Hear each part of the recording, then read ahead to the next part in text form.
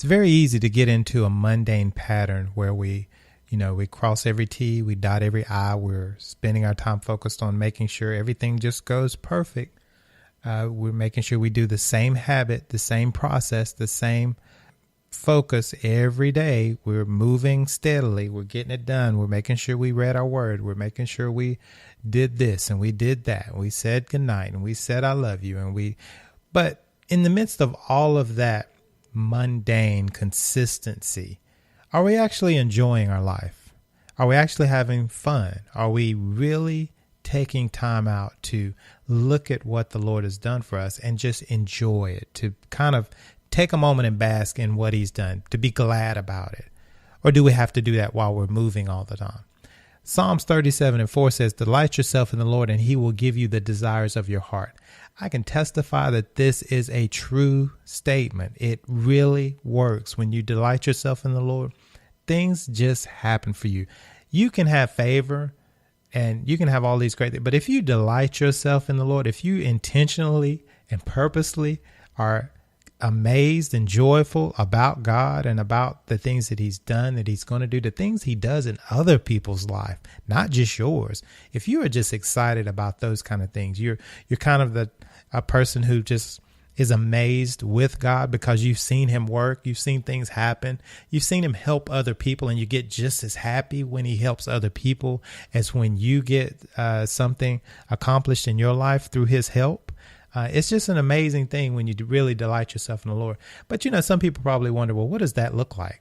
Well, it means that it doesn't mean that you don't see life as it is. It means that you take the perspective of saying, God can do that. God can fix that. I see that's a problem, but you know what? I'm going to be optimistic that God's going to help that issue change, or he's going to give you some encouragement. I believe that if we have the right mindset, we can do anything according to that's within his will. But as long as we are pessimistic and not optimistic, we kind of can drag ourselves down. I can testify to this myself. I used to be a very, very super over the top optimistic person. I got to the place where I was, being mundane with my habits, with my process. I was just making sure I got everything done. And, I'd come to church and I was making sure I got everything accomplished. But, the truth be told, I wasn't always happy. I wasn't enjoying myself. I was enjoying getting things done, but I wasn't really having a good time. And, I have to change my perspective. And I have. I think the Lord has helped me see that, if I continue to delight myself in the Lord, he will give me the desires of my heart. I don't have to worry about all those things that need to get done. They will get done as long as I put forth the effort to do them. And then his help will come along to help me get those things accomplished the way they should be done. Also in Proverbs 17:22, a joyful heart is good medicine, but a crushed spirit dries up the bones. I know what that's like, to have just a crushed spirit, to feel like things are not working. And but sometimes God will tell you, have you looked at yourself and looked at the purpose or the reasoning why you do what you do? If you don't have the right foundation or the right motive behind what you do, you're not going to enjoy what you're doing, regardless of whether it's work, taking care of your family. And I know this is a parenting edition, but even taking care of your kids, raising them up in the way that they should go. It does not have to be a super difficult task. We say all these negative things about the process, but the process is good for them and it's good for us, because we learn that life doesn't just give you everything that you want. You have to work for it, and we have to work towards being better parents. But, we need to do it with a joyful heart, with some excitement, with some fun involved. So we have to enjoy our life. This is the only one that God has given us. So let's take time out to do it right and not waste time complaining, murmuring, worrying about tomorrow, even though it doesn't add any time to our life. Just being pessimistic.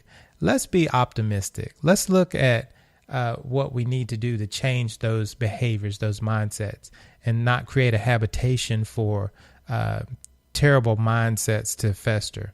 Ecclesiastes 3:12-13 says, I perceive that there is nothing better for them than to be joyful and to do good as long as they live. Also, that everyone should eat and drink and take pleasure in all his toil. This is God's gift to man. Did you hear that? This is God's gift to man, that we take pleasure in our work, in our toil, in the things that we press towards.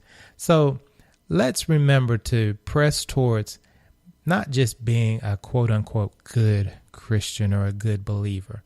Let's be the best that we can be at loving God, doing what he says, and seeing the fulfillment of that coming to pass, whether it be in our relationship with our spouses, whether it be in our relationship with our kids, whether it be with our relationship with our brothers and sisters, our parents, cousins, aunts, uncles, you name it, friends, associates, coworkers.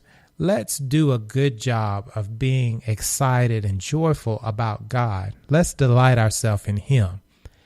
Not so just so he can give us the desires of our heart, but so that we can show that loving him makes you love people, and it makes you happy. It makes you joyful. It actually makes you enjoy life. I hope you got something out of this today. Be blessed. Grace and peace.